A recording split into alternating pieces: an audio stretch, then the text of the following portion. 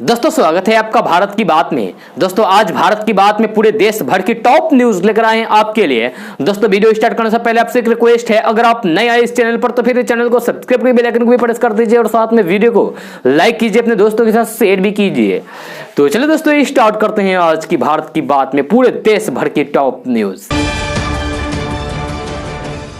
दोस्तों कोरोना की दूसरी लहर अब धीरे धीरे बेकाबू होती जा रही है। जी हां, बिहार हो या फिर दिल्ली या फिर कोई अन्य राज्य, हर जगह नए मरीजों के मिलने की रफ्तार काफी तेज हो गई है। कोरोना को लेकर आ रही बड़ी खबर के अनुसार देश की राजधानी दिल्ली में नाइट कर्फ्यू लगाने का फैसला लिया गया है। जी हां, दिल्ली में 30 अप्रैल तक नाइट कर्फ्यू लगाने का आदेश हुआ है। वहीं पटना में मुख्यमंत्री नीतीश कुमार कोरोना को लेकर सीनियर अधिकारियों के साथ बैठक कर रहे हैं, जबकि स्वास्थ्य मंत्री मंगल पांडे ने लोगों से सतर्क रहने को कहा है। जी हां, मिल रही जानकारी के अनुसार कोरोना के बढ़ते मामलों को देखते हुए दिल्ली सरकार ने बड़ा फैसला लिया है। जी हां, मुख्यमंत्री अरविंद केजरीवाल ने दिल्ली में 30 अप्रैल तक रात 10 बजे से सुबह 5 बजे तक नाइट कर्फ्यू लगाने का निर्णय लिया है।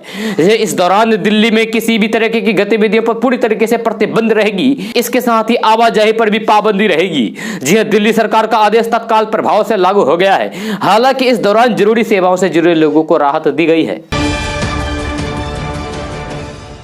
दोस्तों अप्रैल माह में कई पर्व और त्योहार है। जी हां, आस्था का महापर्व चैती छठ भी 16 अप्रैल को नहाए खाए से आरंभ होने वाला है। जी हां, नहाए खाए से आरंभ होकर चैती छठ का समापन उगते सूर्य को व्रती अधर्य देकर संपन्न करेंगे। साल में 2 बार लोक आस्था का पर्व छठ व्रत मनाने की परंपरा रहा है, जिसमें पहला चैत मास में एवं दूसरा कार्तिक मास में लोक आस्था का महापर्व मनाया जाता है।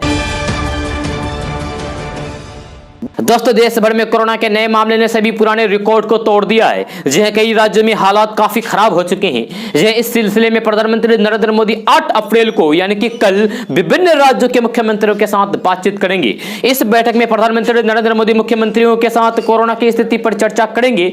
जी हां, प्रधानमंत्री नरेंद्र मोदी की यह बैठक वीडियो कॉन्फ्रेंस के माध्यम से होगी। जो कोरोना के बढ़ते मामलों के चलते पिछले 5 दिनों में प्रधानमंत्री की होने वाली यह दूसरी बैठक होगी।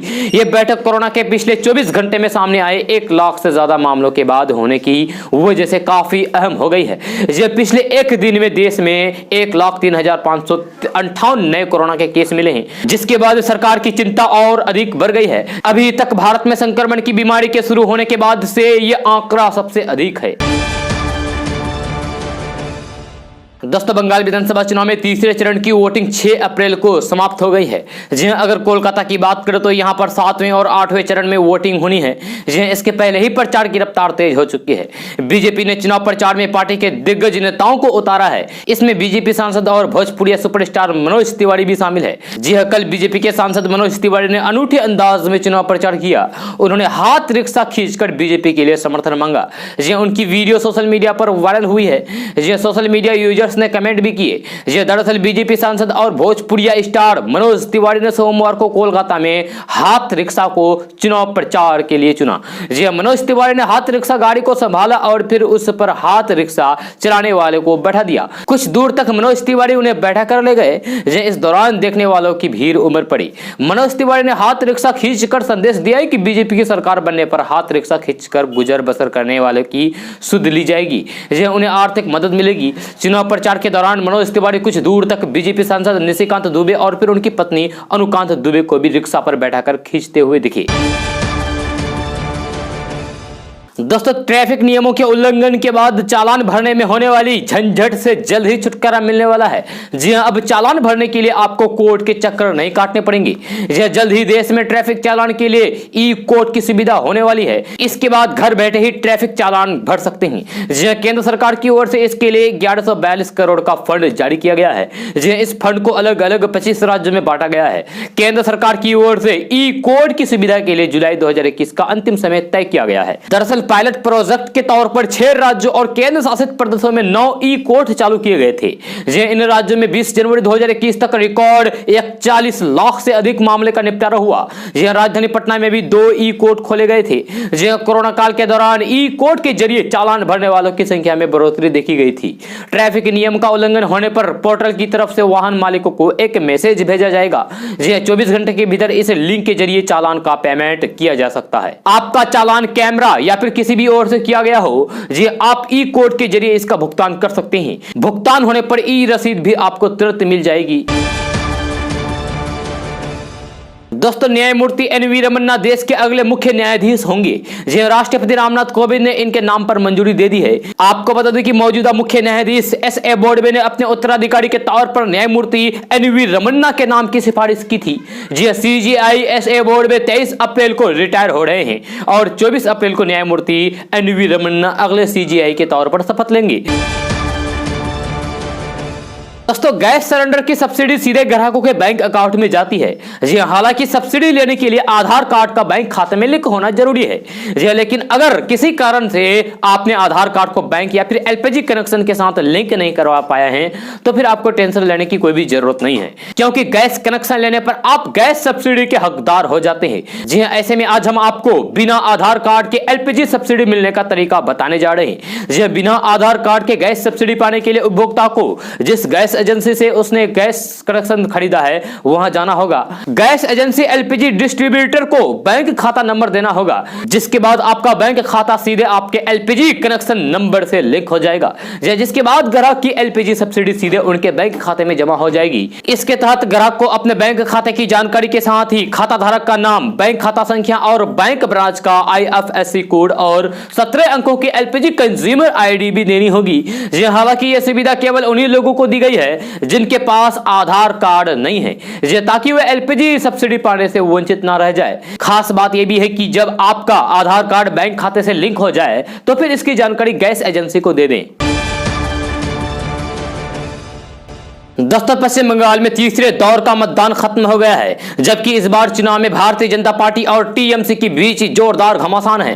जी हां, यही नहीं, इस बार समाजवादी पार्टी के राष्ट्रीय अध्यक्ष और यूपी के पूर्व मुख्यमंत्री अखिलेश यादव ने भी भाजपा के खिलाफ टीएमसी को अपना समर्थन दे रखा है और वे लगातार ममता बनर्जी की जीतने का दावा कर रहे हैं। इस बीच समाजवादी प्रमुख अखिलेश यादव ने पार्टी की राज्यसभा सांसद जया बच्चन का फोटो ट्वीट करते हुए एक बार फिर से टीएमसी के पक्ष में बयान दिया है। जी हां, यूपी के पूर्व मुख्यमंत्री अखिलेश यादव ने लिखा है कि एक अकेली लड़ जाएगी, जीतेगी और बढ़ जाएगी। जी हां, इसके साथ ही उन्होंने लिखा है कि पश्चिम बंगाल चुनाव में टीएमसी को सपा द्वारा किए गए पूर्ण समर्थन का प्रतिनिधित्व करते हुए सपा सांसद जया बच्चन ने जनता से ममता बनर्जी की जीत को और भी कड़ा करने का आह्वान किया है। दोस्तों, कांग्रेस के लिए केरल का चुनाव काफी अहम है। जी हां, कांग्रेस के पूर्व अध्यक्ष राहुल गांधी ने केरल के चुनाव प्रचार में पूरी ताकत झोंक दी है। यह चुनाव उसके लिए इसीलिए भी महत्वपूर्ण है क्योंकि यह उनके राजनीतिक कैरियर में भी असर डालने वाला है। राहुल गांधी ने उत्तर भारत की राजनीति के बाद दक्षिण भारत का रुख किया है। जी हां, वे केरल के वायनाड से सांसद भी हैं। अब यह साफ हो गया है कि कांग्रेस को 140 सीटों वाली केरल विधानसभा में सत्ता वापसी करने के लिए काफी मदद चाहिए। इतना ही नहीं, यह चुनाव राजनीति में कांग्रेस के लिए भी जरूरी है। 2019 में पार्टी के घर अमेठी में हारने और फिर अध्यक्ष पद छोड़ने के बाद केरल के वायनाड ने ही उनकी मदद की। अब सवाल है कि क्या यह सीट एक बार फिर उन्हें बचाने आएगी। इसके अलावा राज्य में हार उनके अध्यक्ष पद का भी दावेदारी को मुश्किल बना सकती है। यह विधानसभा चुनाव कहने को 4 राज्य और 1 केंद्र शासित प्रदेशों में हो रहे हैं, लेकिन राहुल गांधी का पूरा जोर केरल में ही रहा है। यहां मुख्यमंत्री पिनराई विजयन लोगों के बीच लोकप्रिय बने हुए हैं। दोस्तों, पश्चिम बंगाल के उलुबेरिया नॉर्थ से आज तृणमूल कांग्रेस के नेता गौतम घोष के घर से ईवीएम और वीवीपीएटी बरामद हुई है। इस मामले में बीजेपी अब टीएमसी पर हमलावर है। बीजेपी ने टीएमसी पर चुनाव में धांधली का आरोप लगाया है। बीजेपी के प्रदेश अध्यक्ष दिलीप घोष ने तर्ज कसते हुए कहा है कि विपक्ष एक तरफ ईवीएम पर सवाल उठा रहा है, वही दूसरी तरफ ईवीएम को घर में रखता है। दिलीप घोष ने कहा है कि टीएमसी जानती है कि अब वो चुनाव में हार चुकी है, इसलिए अब वे बदमाशी करके जीतने की कोशिश कर रही है। दोस्तों, सरकारी बैंक के ग्राहकों के लिए जरूरी खबर है। जी बैंक से संबंधित सभी जरूरी काम फटाफट निपटा लें। जी बैंक प्राइवेटाइजेशन को लेकर बैंकिंग यूनियन एक बार फिर से हड़ताल पर जाने की तैयारी में है। जी हाल ही में अखिल भारतीय बैंक कर्मचारी संघ यानी कि AIBEA की परिषद ने देश भर के संगठनों के साथ बैठक की है। इस बैठक में सदस्यों को अपना आंदोलन तेज करने के लिए कहा गया है। जी आपको बता दें कि बैंक यूनियन ने सरकारी बैंकों के निजीकरण करने के फैसले के विरोध में बैठक की। जी जहां देश भर के बैंक यूनियन और फिर संगठनों के सदस्य शामिल है। बैठक के बाद संगठन ने बैंकों के निजीकरण के केंद्र सरकार के प्रस्ताव के खिलाफ बड़े स्तर पर हड़ताल की धमकी दी है।